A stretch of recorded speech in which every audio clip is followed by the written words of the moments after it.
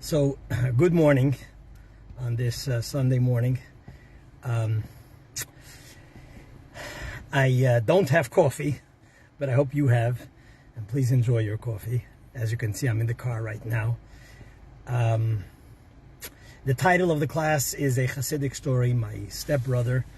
For those who a little bit know my family history, my stepbrother just passed away. He was about 15 years older than I am, but due to earlier passings, my dad passed away at a very young age.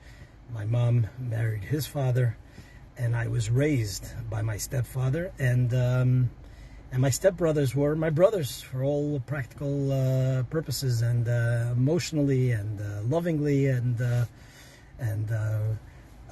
definitely role model wise. So we were one family, Baruch Hashem. And my stepbrother just passed away last week. It's sad. It was semi-unexpected, although he wasn't well, but this whatever he was dealing with was expected to treatment was expected to be successful, but he took a quick turn for the worse and finished his mission on this world, and God took his soul. But today I heard a story from Rabbi Yaakov Winner is his name, I believe. A story that my brother shared, and it's a nice Chassidic story, and it has a message to it. So I thought, in honor of my brother, who was a huge Talmid Chacham, he was a huge scholar, he was the dean, the head of the school in Morristown, New Jersey, a very known Chabad school for older yeshiva boys.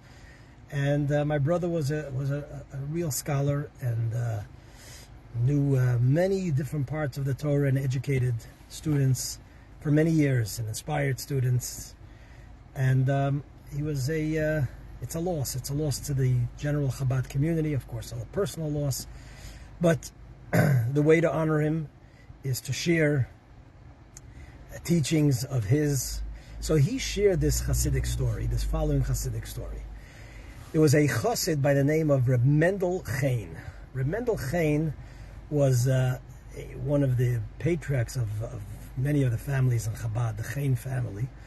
And he was a great scholar in his own right, a huge scholar.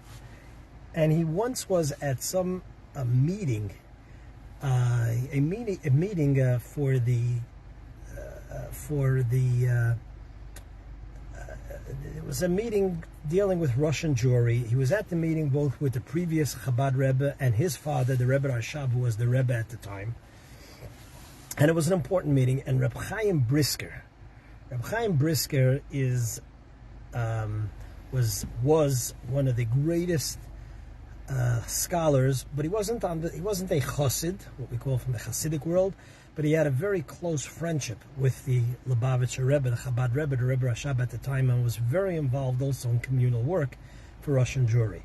And at this meeting, he was a scholar, not only knowledge-wise, but his whole world, his whole life was Torah study, and there's, till today, many of his insights are studied in great depth and detail. And at this event, he shared a Torah thought, and he quoted something from the Talmud and from the Rambam. And although a huge scholar, but we're all human, and Reb Mendel Chaim, who was a great scholar in his own right, knew that he was not quoting the Gemara. There was no such, the Gemara was not being quoted either properly, or there was no such statement in the Talmud.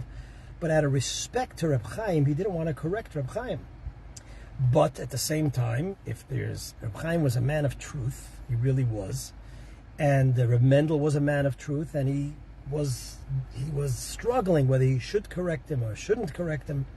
So he asked the previous Rebbe, the previous Chabad Rebbe, Rabbi Yosef Yitzchak, who was not the Rebbe at the time, whether he should correct him. And the previous Rebbe asked his father, the Rebbe Rashab, and the Rebbe Rashab said, yes, go ahead and correct him.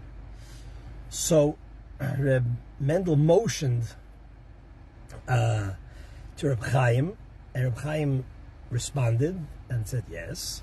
And he corrected him, and he said, with all due respect, that there is no such statement in the Talmud and the Rambam. And Reb Chaim, being a man of deep, both a scholar and he was also a humble individual, a truth-seeking individual, said, fine, let's go look. And he went ahead and he looked at he opened up a Talmud that was there, and opened up in the Rambam, and Reb Mendel was right. Reb Mendel was right that Reb Chaim made an error. So Reb Chaim turns around and he wants to compliment Reb Mendel for his correction. He looks around, and Reb Mendel was nowhere to be found. Because Reb Mendel himself was so humble, he didn't want, as most of us, when we correct someone and we're right, we'd like to get that aha and that compliment, but Reb Mendel did not want to embarrass Reb Chaim in that way, and he did not need the accolades, and he did not need the compliment, and he slipped out of the room. And Reb Chaim then said, this is the difference between a chassid, a true, genuine, God-fearing, humble Jew, and an egotistical individual, that he is waiting to get that recognition. Oh, you were right. And this was a story that my brother shared. I figured I'd share it today, Sunday morning. I'm in the car and I have to head over to the Shiva house now, so it's a shorter class, but a short story with a lesson, and apply it as you see fit to all our own lives, in memory and in honor of my brother, Reb Shneir Zalman ben Rafal. May his memory be blessed. May his soul rest peacefully in the Garden of Eden, and let the promise of Isaiah be fulfilled speedily, where it says, that all those who lie peacefully in the ground shall wake up and praise Hashem and dance together with the coming of Mashiach. Wishing you all a fantastic week, and God willing, next week we should be back into full class mode. Have a fantastic and blessed week.